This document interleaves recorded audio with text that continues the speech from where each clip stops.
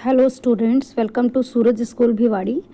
Today we are going to discuss chapter number 9, part 7, and in our video we will learn about opening entries and some special entries related to the journal, and today we will end up this chapter. So firstly let us discuss about opening entries. Opening, as you know children, that your session starts from 1st April to 31st March. And in our business we purchase certain assets for running our business. Assets are of two types, non-current assets and current assets. So current assets तो आपकी 1 year के अंदर ही exhaust हो जाती हैं, लेकिन जो ये नॉन करंट असेट्स है ये आपकी फ्यूचर में भी चलती है नेक्स्ट ईयर. तो आपके जो भी नॉन करंट असेट्स के जो बैलेंसेस हैं वो 31 मार्च को वो नेक्स्ट ईयर 1 अप्रैल को कैरी फॉरवर्ड होते हैं. तो वही हमें यहाँ पे पढ़ना है. Every firm start it's new books in the beginning of each year. हमने जो 1 अप्रैल से लेके 31 मार्च तक क्लोजिंग किया, इस डेट को जो भी बैलेंस है वो नेक्स्ट ईयर 1 अप्रैल को ओपनिंग होगा. यहाँ पे क्लोजिंग है तो यहाँ पे क्या होगा, ओपनिंग होगा. Since the closing balance of the last year is to be carried forward to the next year, the first entry in each year journal will be to record the previous year closing balance of all assets and liabilities. यानी कि ये first entry होती है. आप जब भी business को close करेंगे तो जो आपका लास्ट ईयर होगा उसके जो बैलेंसेस होंगे वो नेक्स्ट ईयर में जाएंगे. As it is the first entry it is called opening entry. क्योंकि ये फर्स्ट एंट्री है तो इसे क्या बोलेंगे, opening entry. In this entry the accounts of all assets are debited. सारी असेट्स के अकाउंट्स तो हमने क्या करने हैं, डेबिट करने हैं, क्योंकि असेट का बैलेंस हमेशा क्या होता है, डेबिट. आपने देखा होगा यहाँ पे जब हम बैलेंस शीट बनाते हैं तो हम असेट को इस तरफ लिखते हैं, ठीक है. असेट का बैलेंस क्या होता है, डेबिट. और यहाँ पे हमारी क्या आती है, लायबिलिटीज़ और प्लस में कैपिटल.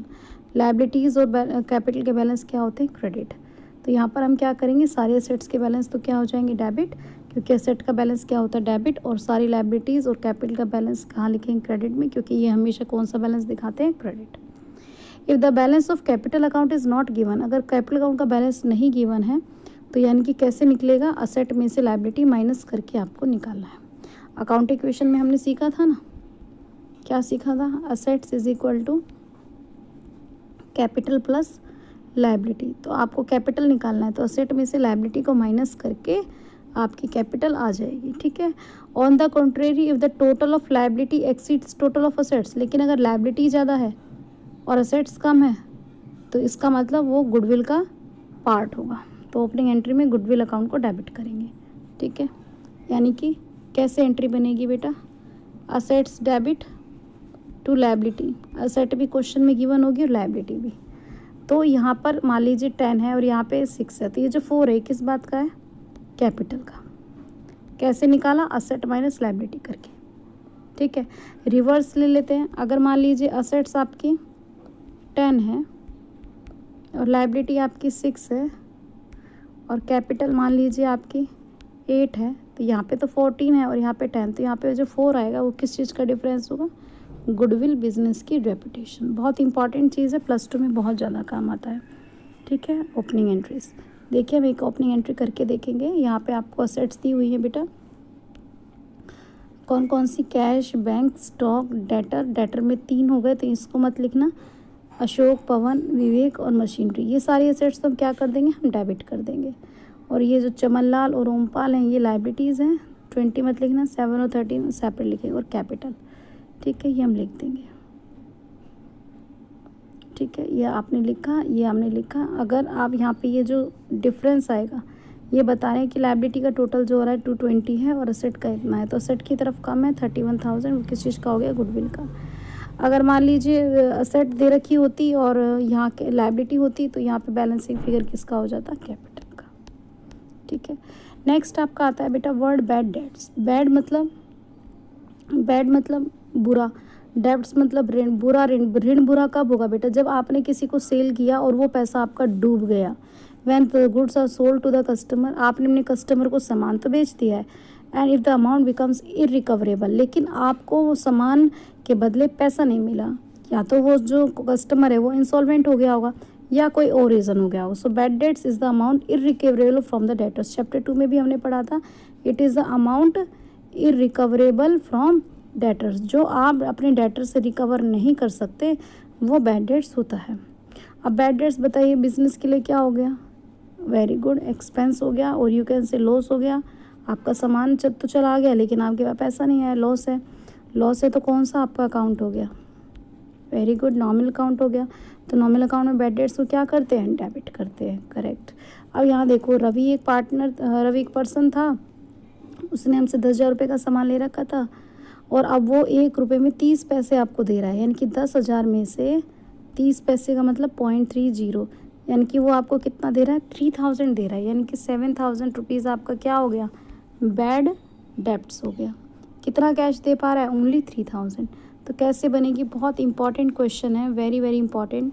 कितना कैश आ रहा है, 3,000। कैश कौन सा अकाउंट है बेटा, रियल अकाउंट है। रियल अकाउंट में क्या होता है, डेबिट व्हाट कम्स इन। कितना कैश आ रहा है आपके पास में, 3,000। और ये कौन सा अकाउंट है आपके पास, नॉमिनल अकाउंट है। एक्सपेंसेस या लॉसेस को नॉमिनल में क्या करते हैं, डेबिट। और रवि का अकाउंट आप क्या कर देंगे, क्लोज कर देंगे, ठीक है। रवि आपका डेटर था, डेटर आपके डिक्रीज़ हो गए, ख़त्म कर रहे हो अकाउंट को, तो इस तरीके से ये आपकी बैड डेट्स की एंट्री बनेगी, ठीक है। अगर मान लीजिए उसने 1 भी रुपये आपको नहीं दिए होते तो कैश आता ही नहीं और यहाँ पे सारा ही 10,000 आ जाता, ठीक है। आगे देखिए, सम स्पेशल एंट्रीज। कई बार क्या होता है, sometimes it's so happens that the bad debts previously written off are subsequently recovered. यानी कि पहले तो नहीं मिला था लेकिन अब वो मान लीजिए वो अब दे रहा है मनी, बैड डेट्स रिकवर हो रहा है। तो बैड, मान लीजिए संजय था, संजय से आपको मनी लेना था, उसने नहीं दिया तो आपने क्या एंट्री बनाई थी, बैड डेट्स आपका नुकसान हो गया और संजय का आपने अकाउंट क्लोज कर दिया। लेकिन अब संजय आपको दे रहा है, ठीक है, बैड डेट्स रिकवर हो रहा है तो पैसे आ रहे हैं तो कैश डेबिट करोगे, लेकिन अब संजय के नाम से नहीं करोगे। कौन सा अकाउंट बनाओगे बेटा, बैड डेट्स रिकवर्ड। देखिए entry, cash account debit to bad debts recovered. Cash care should be taken that personal account of the debtor should not be credited. यहाँ पे आपको संजय का नाम नहीं लिखना है क्योंकि वो तो हमने ऑलरेडी उसको क्लोज कर दिया था। आगे आते हैं बेटा आउटस्टैंडिंग एक्सपेंसेस। आउटस्टैंडिंग एक्सपेंसेस हमने एक बार पहले भी पढ़े थे। आउटस्टैंडिंग एक्सपेंसेस होते हैं expenses due but not paid. Expenses due तो हो गए लेकिन हमने पे नहीं किए, ठीक है। तो it is quite common for a business enterprise to left with some expenses which are yet to be paid.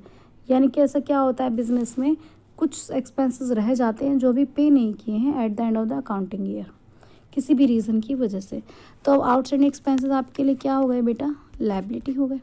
Liability हो गए, लायबिलिटी बढ़ रही है आपकी, बढ़ रही है तो लायबिलिटी क्या होगी, क्रेडिट। तो आउटस्टैंडिंग सैलरी को आप क्रेडिट करेंगे, ठीक है, और सैलरी को आप डेबिट करेंगे। अगर मान लीजिए आउटस्टैंडिंग रेंट की एंट्री पूछता है आपसे तो आप क्या करेंगे, रेंट, क्योंकि आपका एक्सपेंस है, इंक्रीज इन एक्सपेंस डेबिटेड, क्योंकि पे नहीं किया तो टू आउटस्टैंडिंग रेंट। अगर आपसे पूछता है आउटस्टैंडिंग सैलरी की तो क्या एंट्री बनाओगे, क्योंकि सैलरी आपका एक्सपेंस है, सैलरी, और क्योंकि आपकी लायबिलिटी क्रिएट हो रही है, salary to outstanding salary.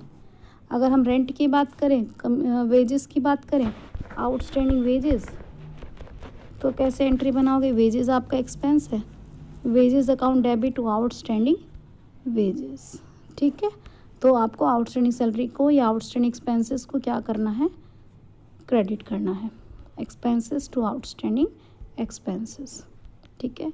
Definition क्या होगी, एक्सपेंसेस ड्यू, कोई पूछे आपसे आउटस्टैंडिंग एक्सपेंसेस क्या होते हैं, एक्सपेंसेस ड्यू, ड्यू तो हो गए हैं बट नॉट पेड, लेकिन अभी पे नहीं किए।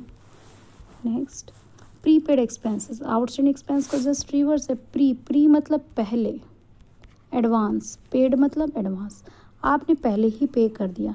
एक्सपेंसेस नॉट ड्यू, अभी एक्सपेंसेस ड्यू नहीं हुए बट एडवांस पेड, लेकिन आपने उससे पहले ही दे दिया। तो किसी को पहले दे दिया तो यह आपकी असेट हो गई, किसी को एडवांस देना आपकी असेट, असेट बढ़ रही है तो डेबिट, ठीक है, वहाँ पे लायबिलिटी बन रही थी।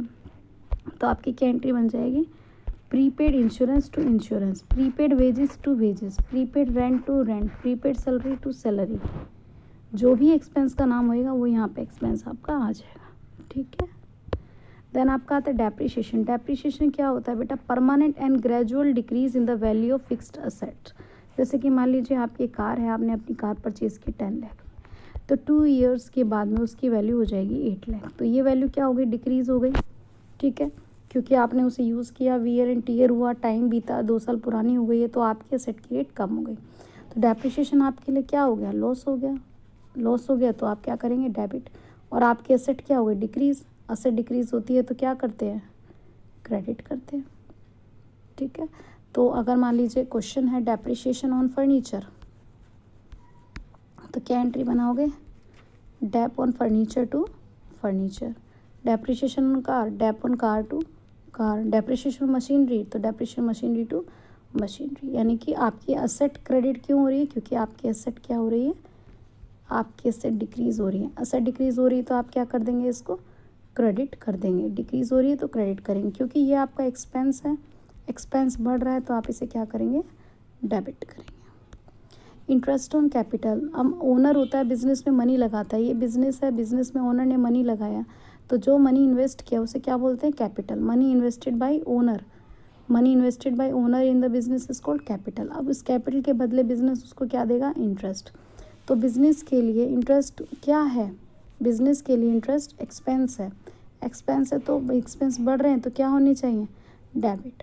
और ओनर के लिए क्या हो गया? ओनर की कैपिटल तो बढ़ेगी, तो कैपिटल को क्या करेंगे? Credit. Increase in capital, credit. तो क्या एंट्री बनेगी? Interest on capital to capital. बहुत इंपॉर्टेंट एंट्री है, interest on capital to capital. ये आपका एक्सपेंस है, एक्सपेंस बढ़ रहा है तो डेबिट। ये आपकी कैपिटल है, कैपिटल बढ़ रही है तो क्रेडिट। इंटरेस्ट ऑन ड्राइंग, कई बार ओनर अपने पर्सनल यूज़ के लिए मनी विड्रॉ कर लेता है तो आप उससे इंटरेस्ट चार्ज करेंगे। तो इंटरेस्ट बिजनेस के लिए क्या हो गई? इनकम हो गई। इनकम को क्या करना चाहिए? क्रेडिट। इंटरेस्ट ऑन ड्राइंग क्या हो गई? क्रेडिट। लेकिन इससे ओनर की कैपिटल क्या हो गई? कम। तो कैपिटल कम होने के लिए कौन सा अकाउंट ओपन करते हैं हम? ड्राइंग। तो इसकी क्या एंट्री बनेगी बेटा? इंटरेस्ट ऑन ड्राइंग की, drawing to interest on drawing. ठीक है, अब आप इस क्वेश्चन को करके देखेंगे, इलस्ट्रेशन 12 को। रिसीव्ड 20,000 फ्रॉम सुभाष, सुभाष से मिले और ऑलरेडी बैड डेट कर दिया था तो कैश आ गया। किससे आया? बैड डेट्स रिकवर्ड, सुभाष का नाम नहीं आएगा। Salary due to clerk, due मतलब अभी आउटस्टैंडिंग है, तो salary to outstanding salary.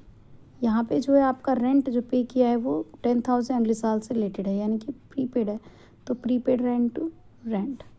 Depreciation अभी करा हमने, डेप्रिसिएशन फर्नीचर टू फर्नीचर, 50,000 का फर्नीचर था, 10% है तो निकाल लेना, 5,000 आ जाएगा। इंटरेस्ट ऑन कैपिटल का भी क्या बताया था? Interest on capital to capital, interest निकाल लेना। और इंटरेस्ट ऑन ड्राइंग के भी क्या बताई थी? Drawing to interest on drawing. तो आप इसको कर लेना। ओके, देन आपका आता है expenditure on the installation of machinery and the erection on the building. हमेशा ध्यान रखना कि अगर आपने किसी भी मशीनरी आपने इंस्टॉल की है तो मशीनरी की कॉस्ट प्लस में जो भी उसका इंस्टॉलेशन का खर्चा आ रहा है या और भी जो भी खर्चा आ रहा है वो उसके अंदर ऐड हो जाएगा। आपके पास 2 तरह के एक्सपेंडिचर होते हैं, हमने चैप्टर 2 में पढ़े थे, बल्कि 3 तरह के पढ़े थे। Capital expenditure, revenue expenditure and deferred revenue expenditure. तो कैपिटल एक्सपेंडिचर क्या होता है? जब आप कोई भी एसेट खरीदते हैं। और रेवेन्यू एक्सपेंडिचर कब होता है? जैसे कि सैलरी देना, वेजेस देना, रेंट देना, यानी कि एक्सपेंसेस जो पे करते हो वो रेवेन्यू एक्सपेंडिचर है। ठीक है, और डेफर्ड रेवेन्यू एक्सपेंडिचर क्या होते हैं? जो आपको प्रेजेंट में भी फ़ायदा देते हैं और फ्यूचर में भी, जैसे कि एडवर्टीजमेंट। तो ये जो आपका मशीनरी खरीदने के ऊपर जो भी आपका, जैसे बिल्डिंग बना रहे हो, मशीनरी खरीद रहे हो, जो भी इसके ऊपर एक्सपेंसेस होंगे वो कैपिटल नेचर के होते हैं। ध्यान से देख लीजिए। Machinery and building are the assets of the business, as such any expenditure on its carriage and installation, freight, transit expense, installation expense, wages is treated as capital expenditure and is debited to machinery account.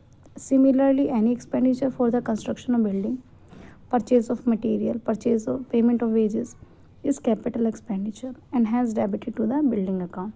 However, repair charges on asset is debited to repair account. Repair अगर की है तो उसे capital expenditure ना मान के revenue expenditure ही मानेंगे। तो देखिए आप, बॉट गुड्स फ्रॉम नीलेश, हमने नीलेश से कैश पर सामान खरीदा तो कौन सा अकाउंट डेबिट होगा? Purchase to cash. ये बोल रहा है कि आपने कैरियज के लिए भी दिया तो कैरियज और डेबिट हो जाएगा। Purchase debit, carriage debit to cash. 50,000 1,000 to 51। Rule, purchase आपका कौन सा अकाउंट है? नॉमिनल कह सकते हो या एक्सपेंस अकाउंट। डेबिट हो रहा है, इंक्रीज हो रहा है तो डेबिट। कैरियज भी आपका सेम और कैश आपका जा रहा है रियल अकाउंट। पे टू सीता, सीता को पे किया, सीता को पे करें तो सीता आपकी क्या हो गई? रिसीवर। Debit the receiver. कितना पे कर रहे हो आप उसे? 10,000। लेकिन कैश कितना एक्चुअली में दे रहे हो? 9650। तो जो डिफरेंस है वो किस बात का है? डिस्काउंट के नाम का है। आपको डिस्काउंट मिल रहा है 350 रुपीज़ का। तो Sita to cash to discount received. आपने मशीनरी खरीद की। अभी मैंने देखा कि मशीनरी परचेज़ कर रहे हैं तो जो भी आपका वेजेस और इंस्टॉलेशन के खर्चे वो उसमें ऐड हो जाएंगे। तो आप machinery account debit to cash करोगे। ठीक है। बिल्डिंग पर भी अगर कोई खर्चा हुआ है आपका 15 लाख 10 लाख तो ये आपका बैंक से पेमेंट हुआ है तो बिल्डिंग टू बैंक। और अगर आप रिपेयर कर रहे हैं तो आपका रिपेयर अकाउंट डेबिट हो जाएगा। Repair to cash. ठीक है। फिफ्थ की एंट्री क्या बनेगी? परचेज ओल्ड मशीनरी और स्पेंड 5,000 कैरियज और रिपेयर तो machinery account debit to cash में कर देंगे, सबको प्लस कर देंगे। और यहाँ पे क्या हो जाएगा? रिपेयर की है तो repair to cash. I hope that you will understand. If there is query, you can consult with me. Thank you so much.